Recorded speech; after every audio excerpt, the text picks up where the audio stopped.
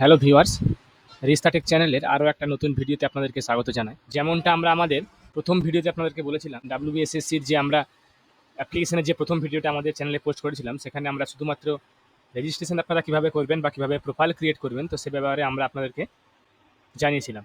এরপরে যে ভিডিওটা, প্রোফাইল ক্রিয়েট করার পর বা আপনাদের আইডি পাসওয়ার্ড জেনারেট হয়ে যাওয়ার পর আপনারা যে নেক্সট যে টোটাল স্টেপগুলো, টোটাল যে 6টা স্টেপ আছে আপনাদের পেমেন্ট সহ, তো সেই স্টেপগুলো আপনারা কীভাবে করবেন সেটার বিষয় নিয়ে আজকের আমাদের এই ভিডিও।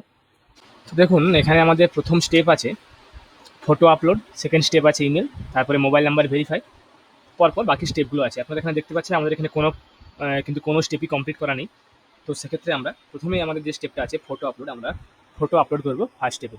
এখানে আমরা ফটো আপলোডের অপশানে আপলোড ফটোতে ক্লিক করবো এবং ক্লিক করার পর দেখুন এখানে সিলেক্ট জেপিজি ইমেজ ম্যাক্সিমাম 60 কেবি। তো এই 60 কেবির মধ্যে আমরা ফটো আপলোড করবো।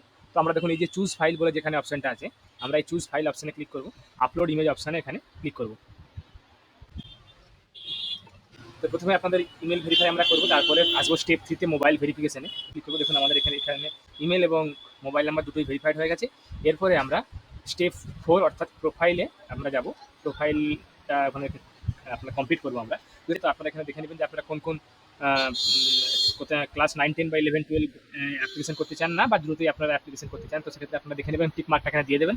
তারপরে আপনারা এখানে আপনাদের যে সমস্ত ডিটেলসগুলো আপনারা প্রোফাইল ক্রিয়েট করার সময় দিয়েছিলেন সেগুলো দেখবেন আপনাদের এখানে অটোমেটিক্যালি দিয়ে দেবে। তারপরে আপনার নেক্সট অপশনে ক্লিক করবেন। এখানে কিন্তু কোনো রিফ্রেশ বাটন বা ব্যাক বাটন প্রেস করবেন না, শুধুমাত্র নেক্সট অপশন ক্লিক করে যাবেন। তো এখানে দেখুন দুটো অপশন আছে, একটা মাধ্যমিক প্লাস হায়ার সেকেন্ডারি আর একটা আছে ওল্ড এইচএস। যদি আপনারা কেউ আগের এইচএস সার্টিফিকেট আপনারা যারা আছে তারা কিন্তু ওল্ড এইচএস অপশনটা সিলেক্ট করবেন। তো এরপরে দেখুন আমরা মাধ্যমিক যে বোর্ড থেকে আপনারা দিয়েছিলেন সেই মাধ্যমিকের বোর্ড এখানে আপনারা লিখে দেবেন, আপনারা ফুল মার্কস আপনারা এখানে দেবেন। তারপরে ওই ফুল মার্কসের মধ্যে আপনারা কত পেয়েছিলেন সেটা আপনারা এখানে লিখবেন এবং তার সঙ্গে সঙ্গে ইয়ার অফ পাসিংটা এখানে লিখবেন। দেখবেন অটোমেটিক্যালি পার্সেন্টেজ নিয়ে নিয়েছে। এরপরে আপনারা সেম প্রসেসে আপনাদের হায়ার সেকেন্ডারি যে ফুল মার্কস অবজেক্ট সেগুলো কিন্তু এখানে টাইপ করে দেবেন। আমরা আমাদের ডিটেলসগুলো এখানে বসিয়েছি।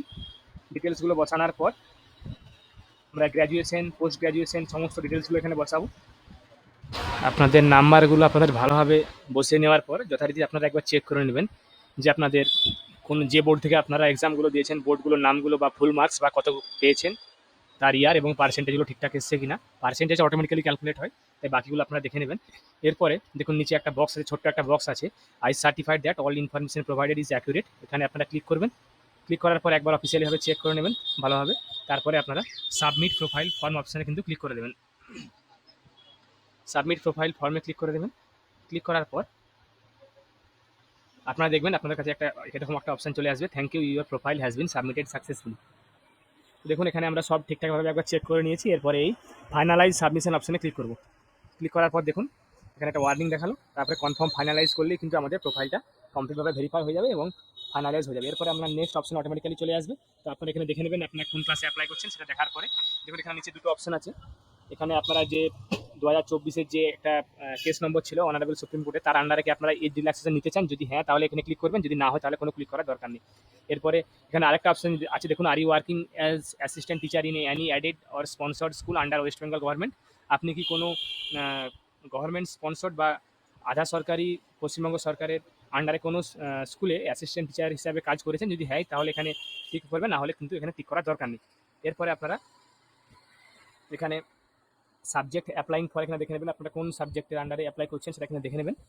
তারপরে আপনারা যে সাবজেক্টটা চুজ করার পর আপনাদের মিডিয়াম অফ ইনস্ট্রাকশন এখানে ক্লিক করে আপনাদের কোন ইনস্ট্রাকশনটা চুজ করে নেবেন, বেঙ্গলি, ইংলিশ বা আরও কোনো যে সমস্ত ল্যাঙ্গুয়েজগুলো আছে। এরপরে আপনাদের ভেনুটা সিলেক্ট করে নেবেন যে আপনাদের এখানে প্রিফার্ড ভেনু কোনটা, আপনারা কোন ডিস্ট্রিক্টের আন্ডারে আপনাদের ভেনু, যদি আপনি যখন পরীক্ষাটা হবে তাহলে কোন ডিস্ট্রিক্টের আন্ডারে আপনারা ভেনুটা প্রিফার করছেন আপনারা, সেটা এখানে চুজ করে ভেনু এরিয়াটা চুজ করে নেবেন। তারপরে নিচে দেখুন সাবমিট অ্যাপ্লিকেশনে ক্লিক করে দেবেন। সাবমিট অ্যাপ্লিকেশনে ক্লিক করার পর এখানে দেখুন আর is sure that the data you have entered is correct, আপনারা এখানে ওকে ক্লিক করবেন। ওকেতে সিলেক্ট করে নেবেন। দেখুন আপনাদের ফর্মটা কিন্তু সাবমিটেড হয়ে গেছে। এরপর আপনারা একটা পিডিএফ ডাউনলোড করে নেবেন এখানে, তারপরে ব্যাক টু হোম অপশনে ক্লিক করবেন। এরপরে দেখুন আমাদেরকে শেষ স্টেপ আপনাদের এখানে পেমেন্ট করতে হবে। এই যাবেন এখানে আমরা পে নাওয়ের অপশনে ক্লিক করব। ক্লিক করার পর দেখুন এখানে কিন্তু 500 টাকা যে পেমেন্টের কিন্তু অপশন চলে এসেছে। আমরা এখানে পে ক্লিক করব।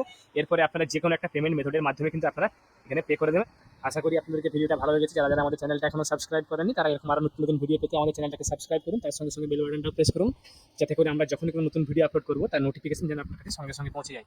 ভিডিওটাকে লাইক করুন, কমেন্ট করুন, শেয়ার করুন। আমি আপনার কাছে আবার কোনো নতুন টপিক বা নতুন কন্টেন্ট নিয়ে আগামীতে নতুন ভিডিও নিয়ে আসবো। ধন্যবাদ।